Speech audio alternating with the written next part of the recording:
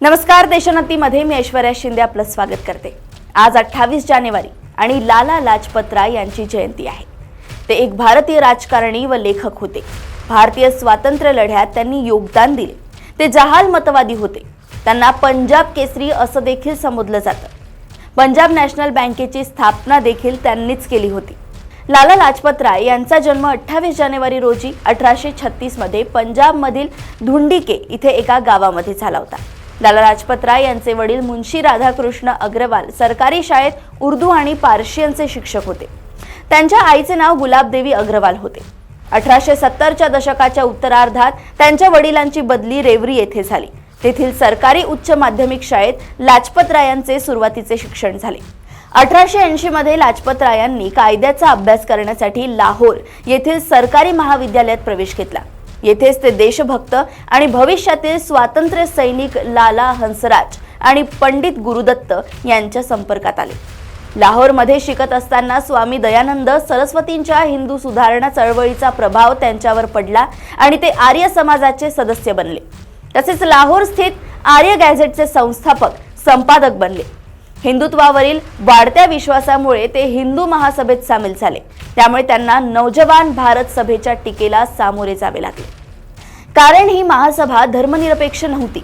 भारतीय उपखंडातील हिंदू जीवन पद्धतीवर लक्ष केंद्रित केल्यामुळे पुढे भारतीय स्वातंत्र्यासाठीच्या यशस्वी आंदोलनासाठी त्यांनी शांततामय मार्गाने चळवळी केल्या। 1884 मध्ये त्यांच्या वडिलांची बदली रोहतक येथे झाली आणि लाहोर येथील अभ्यास संपवून लाजपत राय सुद्धा त्यांच्या बरोबर आले। 1886 मध्ये ते वडिलांच्या बदलीबरोबर हिसारला आले आणि तेथे त्यांनी वकिलीचा व्यवसाय सुरू केला। बाबू चुडामणीसह लाजपत राय हिसारच्या बार काउन्सिलचे संस्थापक सदस्य बनले। लहानपणापासूनच देशसेवा करण्याची राय यांची तीव्र इच्छा होती। त्यामुळे देशाची पारतंत्र्यातून सुटका करण्याची लाजपत रायांनी शपथ घेतली। त्याच वर्षी त्यांनी भारतीय राष्ट्रीय काँग्रेसची हिसार जिल्हा शाखा स्थापन केली। काँग्रेसच्या अलाहाबाद येथील वार्षिक अधिवेशनात हिसार जिल्ह्याचे प्रतिनिधित्व करण्यासाठी त्यांची 1888 आणि 1889 मध्ये निवड झाली। 1892 मध्ये उच्च न्यायालयात वकिली करण्यासाठी ते लाहोर येथे गेले। स्वातंत्र्य मिळवण्यासाठी भारताच्या राजकीय धोरणाला आकार देण्यासाठी ते पत्रकारिता सुद्धा करत असत। त्यांनी द ट्रिब्यून सहित अनेक वृत्तपत्रांमध्ये नियमितपणे लेखन केले।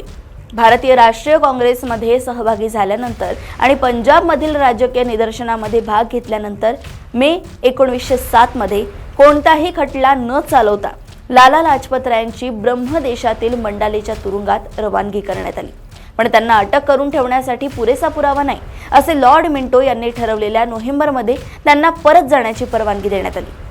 1920 साली कोलकाता येथे भरलेल्या भारतीय राष्ट्रीय काँग्रेसच्या खास अधिवेशनात ते अध्यक्ष म्हणून निवडून आले। 1921 मध्ये त्यांनी लाहोरमध्ये लोकसेवक मंडळ या ना नफा तत्वावरील कल्याणकारी संघटनेची स्थापना केली। फाळणीनंतर या संस्थेचे कार्यालय दिल्ली येथे हलवण्यात आले।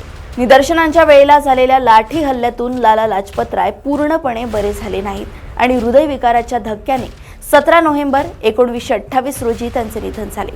स्कॉटच्या लाठीमारामुळे लालाजींचा मृत्यू ओढवला असे डॉक्टरांचे म्हणणे होते। पण जेव्हा हा मुद्दा ब्रिटनच्या संसदेत उपस्थित करण्यात आला तेव्हा यात आपली काहीही भूमिका नव्हती असे ब्रिटिश सरकारने जाहीर केले। या घटनेचा सूड घेण्याचे भगतसिंग यांनी ठरवले आणि भगतसिंगांचा इतिहास तर तुम्हाला माहितीच आहे। लाला लाजपत राय जयंतीच्या देशोन्नतीच्या सर्व प्रेक्षकांना शुभेच्छा। नमस्कार।